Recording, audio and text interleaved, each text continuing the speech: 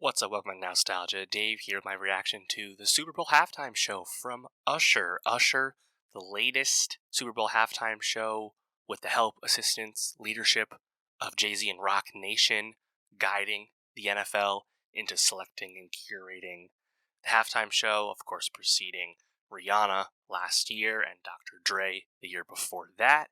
And, Usher doing the Super Bowl halftime show, honestly, it's a no-brainer.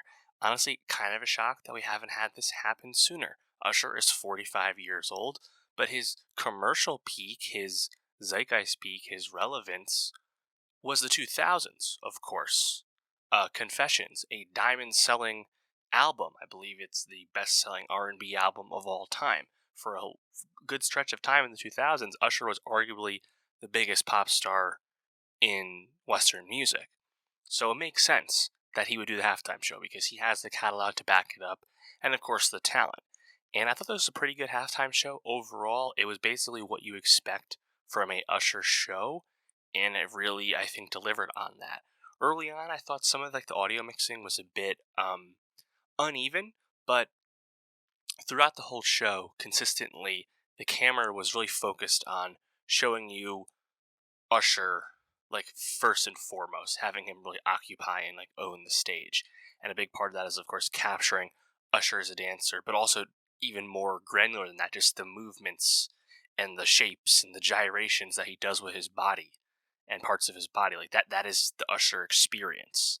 And I think they did a really good job of capturing that and showing that. The start of the show is a bit a bit surprising to me, just because I wasn't expecting him to go so far back with the early song, especially the opening number. But doing "Caught Up" and "You Don't Have to Call," definitely kind of throwing it back there. And this show really picks up though once you have Alicia Keys drop in for a quick duet. They do "My Boo." Funny enough, they pitch corrected the opening note from Alicia Keys on the YouTube version you can watch now, which is not how it actually sounded live. Funny how they did that. Either way, I thought that was pretty good. A lot of good jokes about Swizz Beatz, watching very carefully about how Usher was dancing with his wife. But I think that really commanded this stage, the two of them together harmonizing, doing a very famous big song. And I think that then I think from there, we kind of get into a lot of kind of bigger songs. We got "You Got It Bad" and "Lovin' This Club," and he really runs through a good medley. It's a good dozen tracks overall, and kind of throwing to the fun section with Jermaine Dupri cameo, kind of introducing it. Will.i.am briefly showing up for OMG, and then Usher coming back out with the costume change on rollerblading with other people. And I thought that was resplendent. That was pure showmanship. I thought the rollerblade show was amazing. And having him do OMG with that actually I think was a really good fit. That was pretty cool. He didn't play DJ Got Us Falling in Love, which is from the same era. But I guess, thinking back, it was a song I expected to hear. But thinking back, that's kind of the more EDM era of Usher, which of course is not the most popular of the Usher eras, but one of the more recent ones. And OMG kind of fits that same mold, so I guess maybe it was a bit redundant to play both of those songs. I suppose that makes some sense. Also, it leaves you opportunity to throw from OMG, keeping the EDM train going for a second, introducing Lil Jon doing "Turn Down for What?" Of course, his famous feature on the Bauer song from 2012. That was a throwback for me. I thought that was pretty epic, honestly. Um, really, really fun. And then, of course, unsurprisingly, you have Usher and Lil Jon jump into "Yeah" as the closer. You knew you were going to hear "Yeah." It was really just a question of, was it the first song? Was it the last song? I expected it to actually be in the middle, but I guess, looking back, it makes way more sense that it's his biggest hit, post Confessions. But Confessions isn't big enough and loud enough to be a closer. So to do "Yeah" at the end was pretty fun. And of course, Ludacris showing back up, big fro. He sounded great. His flow was fantastic. Luda's not a super active rapper these days, as we know, more of a Fast and Furious actor these days, but he can still bring it, doing the classics, and I thought he did good. And obviously there's some really funny and pushing the limit lyrics for a national television broadcast that they got in there, so I think that was pretty fun, good ending. And I think just the acknowledgement of Atlanta culture and how Usher helped mainstream that, which is what he said at the end. Pretty cool, and it's a nice callback to everything with the rollerblades and just kind of the fashion that they were doing in there, and the Atlanta marching band reference points that they had as like the window dressing to some of the sets. So I think it was a pretty good show. I don't know what more you could have wanted for a Usher Super Bowl halftime show. Again, I thought the audio mix could have been a little better in the beginning, but Usher himself really brought it. I thought he was really, really attention grabbing. Despite being 45, he still got it. Reportedly, Justin Bieber had been offered to join the show, and he said no. We don't quite know exactly the details of that. It's kind of some tabloid reporting, so we haven't heard too much about it yet. But I wasn't expecting to see Bieber there. Obviously, the Bieber Usher connection is very storied, very important to the career of Bieber for sure. I kind of feel like Bieber one day will just do the halftime show himself. It'd be great if he could bring Usher out for that. Obviously, we'll see when that happens. But I don't know. I feel like Bieber's almost too big of an artist and would have kind of been distracting to Usher, to be honest. Like, I'm actually happy that there was no Bieber because, Usher's bigger than all the artists he was around. And I don't know, think about when Coldplay had Bruno Mars and Beyonce show up.